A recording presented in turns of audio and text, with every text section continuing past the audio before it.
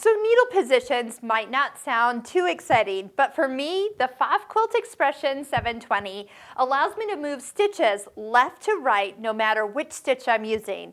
Some machines only let you do this on the straight stitch. So on a straight stitch, there's times where you want to have the stitch go over and stitch a little bit more to the right of the foot or to the left of the foot. This machine, being a 9mm wide stitch width, means that you can move it 4.5mm to the right and all the way back 4.5mm to the left. So you can see all those changes. And back to 0.0 is the needle in the center position. There's like 35 needle positions. It's awesome. But let me show you something else. Let's pick a decorative stitch. So we'll just start from this one. It's more of a utility stitch, but it will give you an idea. So this stitch is 6mm wide, not the full 9. Do you see there's a little room to the left and to the right?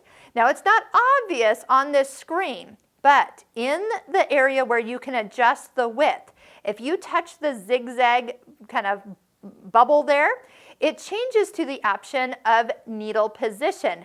Now what I can do is I actually can shift this stitch to stitch off to the right side, almost like right justifying this stitch. And I can also come back to it. So for any time that you might accidentally touch this and wondering why your stitch is moving instead of the actual width of the stitch that you were trying to do, it's because this area has two functions, depending if you're in the needle position option or the stitch width option. Let's pick another stitch, just a kind of a let's just for fun, something in the scallop.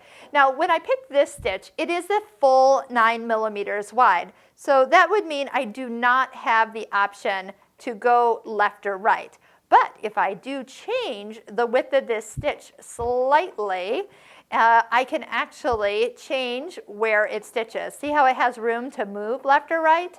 So when we do our class, the Pfaff Stitching Cosmos online course, we use a lot of decorative stitches. And there's times where we need to adjust the stitch to follow a certain line or a certain seam. And this is how we do it.